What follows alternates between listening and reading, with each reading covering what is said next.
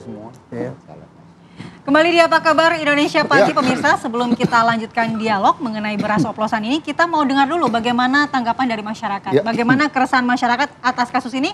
Kita langsung bergabung dengan Kesia Butar-Butar di Pasar Klender, Jakarta. Selamat pagi Kesia, silakan dengan laporan Anda. Selamat pagi Andi Kumala, Philip dan juga pemirsa. Setelah maraknya beras oplosan premium ini yang sempat menghebohkan masyarakat Indonesia, yang dimana ada sekitar 212 merek beras premium yang dioplos dengan beras biasa, yang dimana hal ini membuat pemerintah akan menghapus kategori beras medium dan juga beras premium. Sebagai gantinya, beras umum ini akan diganti menjadi kategori beras biasa, dan ada juga beras khusus yang dimana beras ini adalah beras Pandan Wangi yang memang sudah memiliki sertifikat dan harganya juga tidak akan berubah. Nah, dengan adanya kebijakan ini bertujuan untuk menyederhanakan distribusi dan juga mencegah adanya praktik oplosan.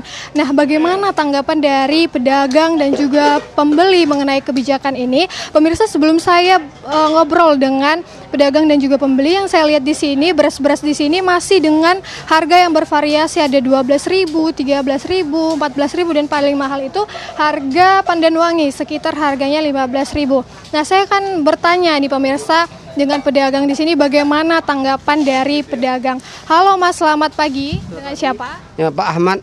Mas, di sini Masnya biasa jualan beras jenis apa, Mas? Ada air murah, ada yang bagus Bandung, Pandan Wangi. Yang paling mahal apa, Mas? Pandan Wangi dia. Yang paling laku biasanya Mas jual yang mana? Ini yang 12.000. Yang standar ya. Mas, katanya ini pemerintah akan mengganti dan akan tidak ada lagi beras premium dan beras medium. Nantinya harganya juga akan tergantung dari kesepakatan dari pemerintah seperti batas atas harganya nanti. Masnya bagaimana nih Mas tanggapannya mengenai ini yang hanya ada beras biasa dan beras khusus? Kalau dibikin dua macam itu malah membingungkan pembeli ya. Biasa kan kalau banyak macam kan banyak pilihan, mau yang mana kan terserah. Ya kalau dibikin dua macam ya bingung beli, berarti harga mahal dong kan. Berarti Masnya agak kurang setuju. Agak berat tuh, kasihan pembelinya. Nah kan nggak semuanya orang beli yang bagus gitu. Banyak pedagang juga nyari yang murah gitu. Kalau harga beras sekarang Mas bagaimana? Kalau bilang ini harga agak naik ini, ya naik, intinya harga agak naik sekarang mah ini. Kalau harapan Masnya kepada pemerintah mengenai kebijakan ini apa, Mas? Ya tolonglah berasnya jangan terlalu mahal lah, kasihan pedagang, dan ya kan nggak semuanya orang cukup beli yang mahal gitu Mbak ya. Tolonglah ya dikontrol harganya lah, jangan terlalu mahal itu aja. Baik, Mas, terima kasih atas waktunya. Kita sudah mendengar dari sisi pedagang. Nah, selanjutnya kita akan mendengar dari sisi pembeli. Halo Ibu, selamat pagi, dengan siapa? Selamat pagi, saya dengan Bu Masni. Ibu biasanya beli beras premium atau beras biasa? Saya premium. Ibu biasa beli harga beras premium berapa, Bu? Yang sekilo 15,5. Ya. Ibu, katanya pemerintah akan menghapus kategori beras premium dan beras medium. Tanggapan ibunya bagaimana nih, Bu? Nanti hanya ada beras biasa dan juga beras khusus seperti Pandan Wangi. Ibu tanggapannya bagaimana? Kalau saya sih kurang setuju, karena apa? Kalau ini kan macamnya banyak nih, harganya juga macam-macam. Jadi kalau yang masyarakat kan sesuai kemampuan, kan nggak semua orang mampu. Kan ada yang 12, ada ini. Mungkin kalau yang nggak mampu yang terendah. Kalau nanti dijadi dua macam, itu beras akan nggak mungkin ada yang terendah cuma dua macam harga. Nah kalau menurut saya peluang untuk dioplos itu akan lebih banyak karena bermacam-macam ini dijadikan dua macam. Malah akan lebih banyak memberikan peluang ke pengusaha beras ini untuk dioplos, menurut saya. Terakhir Bu, harapan Ibu untuk pemerintah mengenai kebijakan ini bagaimana? Harapan saya sebenarnya sih kepinginnya kalau berasnya ya biarin aja. Beras dari Kerawang ke dari apa macamnya kan biarin. Itu kan tergantung konsumen mau memakai yang mana. Kalau yang penting kan pengawasan kalau oplos pemerintah. Yang itu kan yang pengusaha besar yang oplos. Kalau pengecer enggak gitu. Harapan saya ya udah biarin aja seperti sekarang ini. Baik, terima kasih Bu atas waktunya. Baik, kita sudah mendengar dari sisi pedagang dan juga pembeli. Kembali ke studio, Andi. Baik, terima kasih Kesia Butar-Butar untuk laporannya langsung terkait beras oplosan yang marak di masyarakat ya. Ternyata memang mereka juga masih mempertanyakan bagaimana beras Pandan Wangi ini bisa dari mana begitu ya. Apakah juga akan masih dioplos begitu ya. Kita akan lanjutkan dialog kita pada pagi hari ini. Saya langsung mau ke Pak Arianto. Pak Arianto, tunggu apa lagi Pak? Buktinya ada, pengusahanya ada. Siapa tersangka? Yang ngoplos itu. Jadi gini, sekarang ini pemerintah sudah bagus ya arahnya ya. Sementara data-data sudah masif nih. Ya. Dari penelitian kemarin, dari ada 260 laboratorium katanya itu ya. Ternyata 80 sekian persen itu ternyata menyalahi aturan. Standar daripada beras itu kan ada ya. Kalau yang ini, yang premium sama medium kemarin itu ya. Itu dilihat dari butir-butirnya, dilihat dari menirnya, dari keputihannya dan sebagainya itu. Ya. Itu apabila tidak sesuai dengan standar, itu sudah melanggar aturan itu Pak. Nah makanya sekarang adalah yang disasar adalah yaitu tadi praktek yang di lapangan. Kalau memang itu jadi pengoplos ya yang ngoplos itu yang kayak semacam kalau kita operasi preman ya dulu kan. Begitu Tapi ada kan, pungutan langsung aja tangkep gitu. Iya. Sama sekarang ini ada oplosan di lapangan langsung ditangkep, ya ini berarti produsernya inilah yang patut jadi tersangka kayak gitu. Nah produsennya. walaupun ya sekarang ini ya kalau dulu kan mungkin hanya yang pedagang besar gitu ya. Tapi kan sekarang sampai tadi dikatakan Pak Trubus sampai di level-level bawah juga ada terjadi oplosan-oplosan itu tadi ya. Itu akibat daripada pembiaran Pak, kejahatan yang terselubung dan apabila tidak ditindak maka akan terjadi pembiaran sampai di tingkat-tingkat bawah. Kalau terselubung itu berarti ada arahan dari atasan? Bukan, kejahatan terselubung itu gini, melakukan kejahatan tapi nggak ketahuan itu loh. Oke.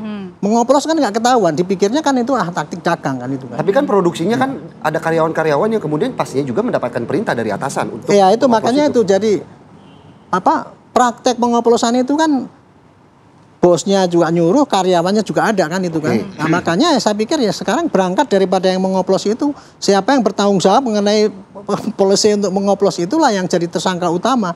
Kalau yang di bawah-bawah itu pelaksana ya mungkin nggak mungkin dong kalau kita nangkepin orang karyawan bawah. Tapi yang penting otak daripada pelaku pengoplosan ini kan judulnya kan adalah mengoplos. Iya. Itu sangat merugikan, tidak. Walaupun itu kejahatan itu nggak kelihatan jahat banget ya, karena ini kan taktik dagang atau apa bisa bersembunyi situ kan kayak gitu. Nah sekarang kenyataannya di lapangan sudah kayak gini dari data yang sangat masif itu, ternyata 88%, 85% kalau nggak salah itu diperiksa di lab ada 260 ya Pak perusahaan, 213 tidak benar. Nah itu kan nggak bisa ditolerir. Itulah harusnya ya itu. Yang 213 itu yang harus dijadikan tersangka kalau menurut saya. Nah, apakah polisi ini tidak sulit Pak Ari nanti untuk menjerat pihak-pihak yang berada di atas ini, yang mungkin punya kuasa begitu? Kalau dulu agak sulit. Bawah? Dulu agak sulit karena apa? Kalau polisi bertindak sendiri ya, itu nanti bisa diantem bahwa polisi mengganggu ekonomi di lapangan. Tapi sekarang kan semua sudah kompak ini. Dari mulai presiden, menteri sampai kejaksaan agung sampai yang menteri-menteri yang lain kompak akan menindak praktek ini. Sangat mudah. Dan ini kesempatan bagus ya. Semua polisi di lapangan itu tidak hanya di Mabes doang itu yang kemarin yang ribut menentukan. Tapi semua di lapangan ikut mengontrol itu. Dan serempak lakukan tindakan. Perkara itu nanti kemudian terbukti apa tidak. Itu nomor 2 lah. Yang penting tindak aja. Kemudian diproses sehingga ada efek jerah. Pasti akan menurun praktek-praktek itu. Berarti tersangkanya ada kemungkinan lebih dari 1 atau ya pasti banyak kalau menurut saya. Kalau lihat daripada 213 itu tadi nggak benar, kan itu dianggap itu suatu pelanggaran sudah pasti. Betul. Tinggal cari siapa yang dari 213 ini, siapa yang bosnya yang sebagai otak daripada itu. Gitu. Itu saya kira ini kesempatan bagus lah untuk melakukan rahasia pada praktek pengoplosan beras ini ya untuk sementara ini kayak gitu. Itu langkah dari kepolisian. Nah, dari pemerintah seperti apa menjawab keresahan masyarakat tadi? Kalau kita dengar dari pedagang, dari masyarakat ini masih resah. Iya, keresahan masyarakat sebenarnya ini aja pemerintah segera menarik yang oplosan-oplosan itu, jadi tarik dari pasar peredaran. Kemudian yang kedua tentu pemerintah mulailah karena penegakan hukum kan salah satu karena ini bagi mereka yang melakukan pelanggaran, tapi kan ada juga yang tidak. Nah, karena itu adalah semacam advokasi kepada masyarakat, publik bagaimana kemudian beras-beras itu seperti apa. Mungkin diajari ini beras golongan yang bagus ini, teksturnya, apalagi jenis yang menirnya tadi sedikit atau bagaimana. Nah itu diinformasikan kepada masyarakat, itu tugas pemerintah. Jadi ada semacam pengetahuan yang dimiliki oleh masyarakat ketika membeli dia sudah tahu bahwa pilihannya apa. Kan selama ini masyarakat hanya percaya bahwa Kalau kemasannya bagus, harganya mahal itu mesti oke. Apalagi ada label Pandan Wangi sudah pasti oke. Kan pasti gitu. oke. Jadi nggak ada pikiran ini. Nah yang kedua, ini yang menjadi problem kan sekarang ini kita ini sudah ada perjanjian-perjanjian dengan negara lain juga bahwa yang namanya produk-produk itu kan ada akhirnya nanti juga 0% kan. Begitu 0% bea cukai berarti produk luar juga masuk. Kalau kita di dalam tidak melakukan pembenahan, nanti ujung-ujungnya ini akan rugi sendiri karena kalah bersaing dengan yang dari luar. Kan selama ini kita mengatakan kita kan hanya impor memang peraturan yang dulu. Nah sekarang situasi dunia sudah berubah. Dengan Amerika kita sudah ada tarif yang harusnya 0%. Nah ini kan semua berarti produk-produk Amerika mungkin salah satunya beras juga masuk. Nah ini kan juga harus diantisipasi. Artinya menurut saya perlu pemerintah merevisi undang-undang pangan, undang-undang perlindungan konsumen dan berbagai perangkatnya termasuk sanksi-sanksinya dipertegas sekalian gitu loh. Pak Trubus, kalau memang itu kan membenahi, sejauh ini kan baru membenahi, tapi kan kita kalau berbicara tersangka, tahu sama tahu, ada pembiaran. Siapa yang kemudian bertanggung jawab untuk hal ini? Apakah pemberi kebijakan atau pengawasan yang lalai? Kalau itu bisa dua-duanya, pemberi kebijakan plus dari pihak pengawas. Tahu sama tahu? Tahu sama tahu, karena itu mereka jangan, nah, makanya itu ada investigasi kan. Ketika investigasi nanti apa istilahnya dicurigai, dicurigai, dia di situ ada diduga, patut diduga lah misalnya gitu, ya itu terus langsung diambil ini langkah-langkah hukum gitu, sehingga pengawasannya nanti diperbarui lagi, sistem pengawasannya seperti apa. Karena kan itu sifatnya kan dinamis, kemudian juga kita kan nggak cukup hanya penegakan hukum mas persoalan seperti ini kan gitu. Cuman kedepannya pemerintah harus mikir kayak apa. Misalnya ini urusan beras sekarang ditarik aja menjadi urusan pemerintah, bukan lagi diserahkan sama pasar supaya tidak menimbulkan persoalan lagi. Kan harus dipikir seperti itu karena nanti pasar akan datang produk-produk lain.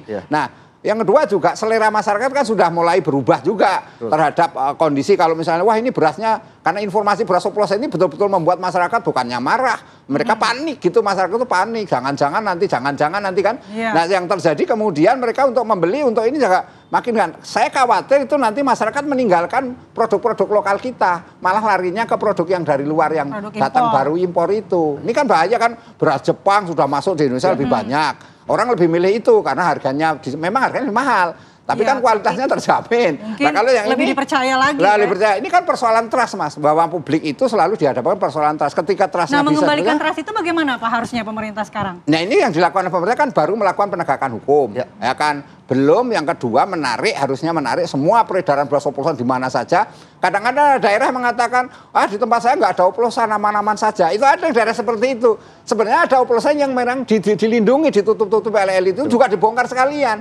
Makanya bukalah yang buat channel aduan. Jadi masyarakat itu dikasih ke aduan untuk menyampaikan bahwa di daerahnya ada yang namanya oplosan. Tapi untuk menyamaratakan kan ada kebijakan penyamarataan harga begitu ya, tadi dihapus mau dihilangkan kategori premium. Itu juga salah satu cara yang ampuh atau tidak? Iya menurut saya itu juga sebenarnya nggak ampuh juga ya. Kalau misalnya dianggap itu semua harus berasnya sama. Gimana pun beras juga punya kualitas sendiri-sendiri kan. Ya karena memang dari asalnya namanya juga beda-beda. Bibitnya berbeda-beda, daerahnya juga berbeda-beda. Saya rasa kalau misalnya terlalu simplistis kemudian udah nggak ada lagi yang namanya beras premium, beras medium. Bukan seperti itu karena tanggung jawab pemerintah adalah bagaimana dengan masyarakat kategori raskin, beras miskin itu harus tetap mendapatkan pelayanan, perlindungan. Kalau semuanya nanti harganya sama ya pemerintah mau mensubsidinya terlalu besar kan nggak mungkin mas. Ini kan juga rugi nanti bagaimana gitu. Duit lagi. Saya sedikit saja Pak Ari. Ini level pengambil kebijakan dan pengawasan juga bisa saja dicurigai. Ya memang mengatasi masalah sosial ya, masalah masyarakat itu. Itu selalu kita tekan sini yang gelembung di sini. Makanya kalau mengatasi masalah ini, masalah sosial ini, nggak cukup hanya pada penegakan saja. Kalau dalam teori polisi yaitu ada paling tidak ada 4 step itu. Satu, deteksi bagaimana melihat kenyataan yang di lapangan. Yang kemudian yang kedua, preemptif. Artinya apa? Menghilangkan faktor-faktor kriminogen, yaitu dengan pembinaan itu tadi. Cegah ya. Kemudian pencegahan, yaitu dengan pengawasan dan penindakan. Jadi empat strategi ini harus diterapkan bersama-sama, tidak bisa satu ekses saja. Penindakan harus berani begitu ya, harus tegas. Penindakan kalau sudah tegas gitu ya disertai dengan pembinaan. Siapapun levelnya harus tegas begitu ya. Tegas. Cuma tadi kalau dikatakan siapa yang jadi tersangka itu tadi ya. tindak semua, tapi nanti akan ditentukan gradasinya dong. Kalau orang yang memang pentolannya ya dia dihukum mati kalau jagoannya begitu ya. Tapi kalau cuma peserta-peserta yang terpaksa dia bekerja di situ ngoplos, ya jangan dihukum mati juga dia. Betul sekali. Oke, baik. Terima kasih Pak Ari dan juga Pak Trubus sudah Trubus. waktunya pada pagi hari ini. Tentunya kita berharap ya semua supaya kita pulang ke rumah makan nasi masih berasa enak. Iya. Begitu ya. Jangan was-was begitu. Nyaman makan nasi. Masih nyaman. Dan pemirsa, di segmen selanjutnya kami akan kembali untuk membahas bagaimana ini rencana dari Perancis untuk menyatakan Palestina sebagai negara yang merdeka. Iya, sesaat lagi.